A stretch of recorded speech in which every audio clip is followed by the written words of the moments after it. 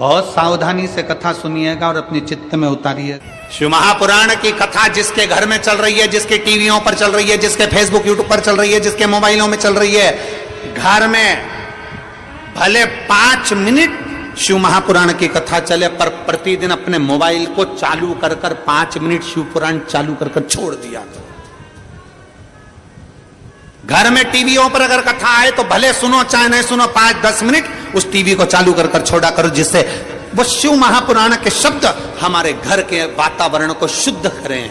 प्रभु बाबा भोलेनाथ ने कहा, पार्वती जब चौसर खेलते समय तूने मेरे वस्त्र लिए, मैं जल क्रीड़ा करने के लिए, जल में तप करने के लिए बैठा, तप के करने से मेरे शरीर से पसीना बह निकला, उस पसीने से 5 धाराएं प्रकट हो गईं। उस 5 धारा से गंगा जी की गोद से मेरी ये 5 बेटियां प्रकट हुई है। पहली जया, दूसरी विषहरा, तीसरी शामली बारी, चौथी देव और 5वीं दोतली।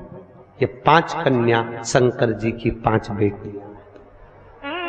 उसी समय पर माता पार्वती ने गंगा जी के जल को हाथ में लेकर कहा, गंगा तू मेरी बहन है, मेरे गर्भ से तो संतान नहीं हुई, पर तूने मेरे बच्चों को पाला पोसा बड़ा किया, इसलिए तेरे घाट पर आने वाला व्यक्ति शंकर जी के साथ तेरा स्मरण करेगा और जो हर हर गंगे बोलेगा, गंगा उसको तेरे स्नान का पुण्य घर बैठे मिल जाएगा। हर हर गंगे बोलो जम के। केवल गंगा के साथ उसी दिन से हर हर शब्द जुड़ गया और जिंदगी हो गई आपकी बोलते बोलते। आपको अभी तक नहीं मालूम होगा कि हर हर गंगे क्यों बोलते। जीवन हो गया भैया। शिव महापुराण में एक एक संवाद है। चावल क्यों लगाना चाहिए, शिव जी को कंकु क्यों नहीं लगाया जाता, शंकर को कुंकू नहीं लगता, रोली नहीं लगती, क्योंकि भगवान शंकर जब एक बार बैठे थे तो एक भगत ने शिव जी का कुंकू अभिषेक कर दिया था। कुंकू अभिषेक करा, इतने में माता जगत जननी जगदम्बा उसी समय पर आ गई। पार्वती ने शंकर जी के ऊपर से रक्त की धार जब बहते हुए नीचे आई, भोलेनाथ जी के शरीर से रक्त बहता देखकर माता पार्वती को क्रोध आ गया। पार्वती ने उसी समय पर श्राप देना चाहा। शिव जी ने कहा, पार्वती उसने कुंकू अभिषेक करा है और तू श्राप दे रही है। पार्वती ने कहा, मैं जान नहीं पाई, पर भोलेनाथ आपसे वचन देती हूं कि आज के बाद आपके शरीर पर यह रक्त ना देखूं। इसलिए आज तक शंकर जी के शिवलिंग पर कभी कंकु नहीं चढ़ाया जाता, कुंकू नहीं चढ़ता। शिव जी को चंदन चढ़ेगा, हल्दी चढ़ेगी, अष्टगंध चढ़ेगा, गुलाल चढ़ेगी, अबीर चढ़ेगा, पर कुंकू शंकर को कुंकू नहीं। जैसे अधिक मास के महीने में, अभी जो अधिक मास आ रहा है ना, आपके लिए तो लाभदायक है, समझ लो ये कथा। अधिक मास के महीने में जैसे पहले दिन का अधिक मास होता है, ऐसे 5वां दिन का जो अधिक मास होता है, पंचमी तिथि का, पंचमी तिथि का अधिक मास, शास्त्र कहता है कि जिसके घर में संपदा की कमी हो, पैसा आ ही नहीं रहा हो, सब दूर उलझ गया हो, बहुत टेंशन चल रहा हो, 3 साल में एक बार अधिक मास आता है। अधिक मास की पंचमी तिथि के दिन गन्ने का रस, गन्ने का रस जानते हो, ईख का रस, गन्ने का रस तुलसी जी के क्यारे में हाथ में लेकर 7 बार अपना नाम और गोत्र बोलकर छोड़ दो। जिंदगी में 3 साल में तो करोड़पति बनकर बैठ जाओगे, कभी लक्ष्मी की कमी नहीं आ सकती। अगला अधिक मास आएगा तो तुम तैयारी में बैठे रहोगे कि फिर पंचमी तिथि आए, फिर मैं गन्ने का रस डाल। केवल अधिक मास में होता है, अधिक मास के सिवा नहीं कर सकती, केवल अधिक मास, अधिक मास के अंतर्गत करें। और आपको तो मौका मिल रहा है ज्येष्ठ का अधिक मास है इस साल, बड़े प्रेम से आनंद में। और हम तो निमंत्रण दे रहे हैं आपको कि अधिक मास में मुंबई में महेश्वरी समाज द्वारा विष्णु महापुराण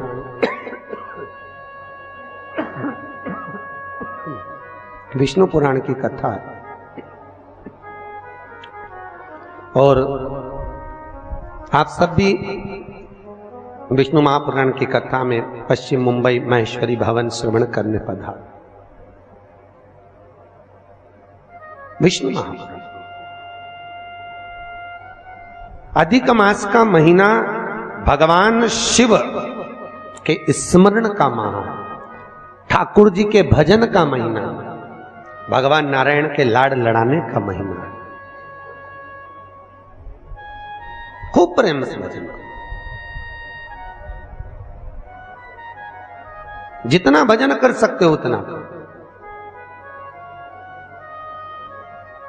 और काउंट कर कर नहीं कि कितना भजन करा है। कई लोग हाथ में वो बटन दबाते रहते हैं, राम राम राम राम, काउंट नहीं करना है, कर लो जितना कर सकते हो। अधिक मास के महीने में जितना पुण्य कमा सकते हो कमाओ। भजन चित्त धरी।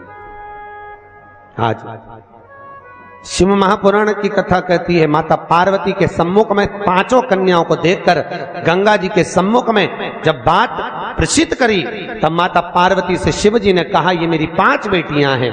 पार्वती जी ने पांचों को गले से लगाया। भगवान भोलेनाथ बोले, पार्वती, ये जल की तरंगों में प्रवाहित होने के कारण इनका शरीर सर्प की आकृति में रहेगा। सर्प की आकृति।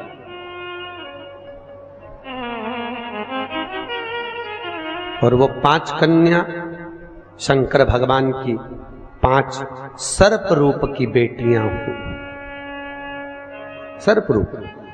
आज भी नाग पंचमी के दिन घर के दरवाजे पर, घर के दोनों ओर, अब इधर पूछते हैं कि नहीं पूछते मालूम नहीं, पर नाग पंचमी के दिन 5 सर्प यहां बनाते हैं।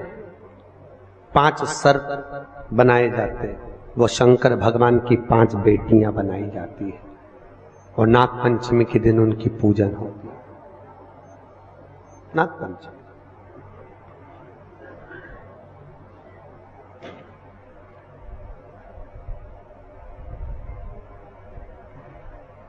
भगवान शिव की आराधना का केंद्र बिंदु है।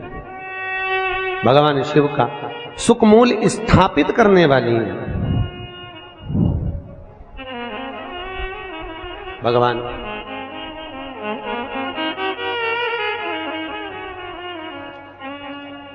शिव ने 5 कन्याओं को आशीर्वाद दिया, माता पार्वती को समझाया, ज्ञानोपदेश प्रदान किया। समय आया और आज भगवान शिव विराजमान थे और भगवान शंकर के नयन बंद करने पर शिव जी के नयन से बंद करते ही एक अश्रु निकला। उस आंसू से अंधकासुर का जन्म हो गया। और जैसे ही अंधकासुर जन्मा, माता पार्वती ने उस बालक को गोदी में ले लिया। पार्वती ने जैसी गोदी में लिया, ये मेरा पुत्र है। भगवान शिव बोले, पार्वती इसको उठाकर समुद्र में फेंक दे। पार्वती जी ने समुद्र में बालक को नहीं फेंका। महाराज मैं इसको फेंकूंगी नहीं, आपके शरीर से प्रकट हुआ है, ये आपका पुत्र है। भगवान भोलेनाथ बोले, पार्वती मेरे नयन बंद करने पर अगर प्रकट हुआ है तो उसकी कोई तुलना, कोई मान्यता नहीं। फेंक दे इसको समुद्र में। पार्वती मैया ने नहीं फेंका। थोड़ा रिटर्न बढ़ाऊंगा। पार्वती मैया नहीं फेंकी। और जब माता पार्वती ने, बस ठीक है, पार्वती मैया जब नहीं फेंकी, शिवजी ने फिर कहा, पार्वती इस बालक को फेंक समुद्र में। पार्वती ने नहीं फेंका। ये आपका पुत्र है, मैं नहीं फेंकूंगी। बहुत समझाया, नहीं माना। शिव जी को क्रोध आया। तब माता पार्वती ने अंधकासुर को समुद्र में डाला। डालते ही उस बालक को हिरण्याक्ष ने पकड़ लिया। हिरण्याक्ष ने उसको पाल पोस कर बड़ा करा। हिरण्याक्ष को बड़ा करा। समय आया, जैसे हिरण्याक्ष ने जैसे ही अंधकासुर को बड़ा किया, पाल पोस कर तैयार किया, समय आने पर भगवान नारायण ने वराह अवतार धारण कर हिरण्याक्ष के प्राणों को हर लिया। पृथ्वी को लाकर जल के ऊपर ठहरा दिया। तब उस अंधकासुर को क्रोध आया और अंधकासुर ने ब्रह्मा जी का तप कर कर वर प्राप्त करा। ब्रह्मा जी से मांगा, ब्रह्मदेव मैं वैसे तो वीर हूं पर मुझे वर देना है तो वर दीजिए, ऐसा वर दो। अंधकासुर को मालूम था कि मैं अपनी मां के गर्भ से पैदा ही नहीं हुआ। तो अंधकासुर ने मांगा, जिस दिन मैं अपनी मां को गलत दृष्टि से देख लूं, जिसने मुझे अपनी गोद में खिलाया हो उसको अगर गलत दृष्टि से देखूं तो मेरे प्राण छूट जाए। क्योंकि अंधकासुर को तो ये मालूम था कि मेरे कोई मां है, और उसको कौन बताए कि तू पार्वती की गोद में खेला है। पार्वती की गोद। जिस दिन मैं अपनी मां को अगर गलत दृष्टि से देखूं उसी दिन मेरे प्राण छूटे, बस उस दिन मेरा अंतिम समय हो। ब्रह्मा जी ने कहा तथास्तु। और अंधकासुर बड़ा हो गया, आनंद सुख स्थापित हो गया, चारों तरफ सत्ता ही सत्ता अंधकासुर की हो गई, किसी को पृथ्वी पर रहने ही नहीं देता, सब घबरा गए। तब अंधकासुर ने अपने दूतों को बुलाकर कहा, जाओ सबसे सुंदर जो नारी हो, सबसे सुंदर जो कन्या हो उससे मैं विवाह करूंगा, मेरे लिए लाओ। इतने में एक दूत बोला, जो सबसे सुंदर थी, जो सबसे अति रमणीय थी, उसने तो शंकर जी को पति बना लिया। अरे तो क्या हुआ, शिव को पति बनाया है, उसको मैं अपनी पत्नी बनाऊंगा। कहां रहती है? कैलाश पर। और बताओ, मां के लिए गलत दृष्टि रखकर अंधकासुर चला कैलाश पर, और आज माता पार्वती उसी समय पर सुंदर भगवान शिव के लिए आनंदमय सुंदर भांग को घोट रही। क्यों घोट रही? कई लोग कहते हैं शंकर जी को भांग प्रिय है। कौन सी पुराण में लिखा है कि शिव जी को भांग प्रिय है? कहीं लिखा? अरे बोलो तो। पूरी शिव महापुराण में, भागवत पुराण, नर्मदा पुराण, गर्ग संहिता आदि आदि के जितने शास्त्र, जितने प्रमाण देने वाले पुराण हैं, कहीं नहीं लिखा कि शंकर जी को भांग प्रिय है। शिव को भांग प्रिय नहीं है भैया। वो तो शंकर जब आपको मालूम है ना, मंथन में जब विष निकला था, विष शिव जी ने पिया था, उसकी बूंदें नीचे गिर गई थी, उससे भांग धतूरा उत्पन्न हो गया था। शंकर जी के पास में भांग रखी है, पी नहीं रहे। क्यों? शंकर जी के पास में जब भांग रहती है, चारों तरफ से जब हवा आती है, तो शिव जी ने जो जहर पिया है उससे कंठ नीला पड़ गया है। वो भांग की हवा से शंकर जी के गले को ठंडाई मिलती है। शंकर जी भांग पीते नहीं है, पर दुनिया के लोगों ने तो शंकर जी को बदनाम कर दिया। शिव जी की प्रिय, तो शिवरात्रि पे लोग घोट घोट के शंकर जी को भी भोग लगा दे और खुद भी पी जा ले। शिव जी की प्रिय, खूब घोटो।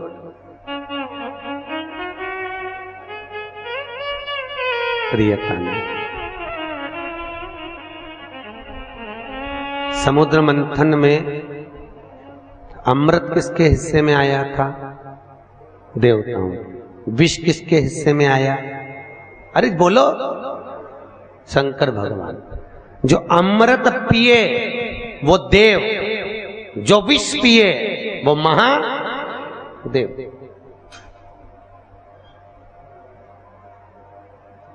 ताजी रोटी किसकी किस्मत में होती है? घर की बहू बेटियों के। ठंडी रोटी किसकी किस्मत में होती है? घर की डोकरी के, घर की वृद्ध। क्यों?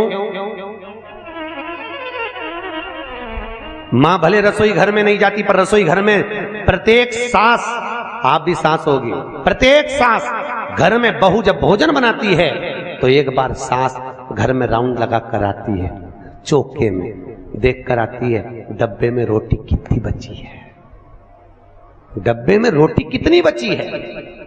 क्योंकि बहू अगर ज्यादा रोटी होगी तो उठाकर गाय को डाल देगी। तो जब सास जीमने बैठती है तो कहती है बेटा मुझे वो ठंडी रोटी ला दे। क्यों? सास को मालूम है ना बहू खाएगी, ना बेटा खाएगा, ना पति को खान दूंगी और ना कोई खाएगा। आखिरी में वो गाय के मुंह में चली जाएगी और इतनी रोटी बहू फेंकेगी, दिल मेरा दुखेगा। तो घर की बूढ़ी माँ कहती है मुझे ठंडी अच्छी लगेगी, कड़ी के साथ, दाल के साथ मैं ठंडी रोटी खा लूंगी, ला दे। और बहू ने ठंडी रोटी लाके मम्मी को दे दी, माँ ने खा ली। उसी तरह क्या शंकर भगवान को अमृत प्रिय नहीं था? अरे बोलो तो, था ना प्रिय। अगर देवताओं को अमृत अच्छा लग रहा है तो भोलेनाथ जी को भी अमृत अच्छा लग रहा है। पर शंकर भगवान ने सोचा अगर मैं अमृत पीऊंगा तो विष कौन पिएगा? इसलिए एक काम करता हूं, तुम सब गर्म रोटी खाओ, मैं ठंडी खा लेता हूं। इसी को कहते हैं महादेव। और मेरे भारत की भूमि की जो वृद्ध माताएं हैं, भारत के भूमि की जो बूढ़ी बूढ़ी माँ है, ये भी महादेव से कम नहीं है, जो रोज घर में विष को धारण कर रही है, रोज घर में कुछ ना कुछ घूट पी रही है।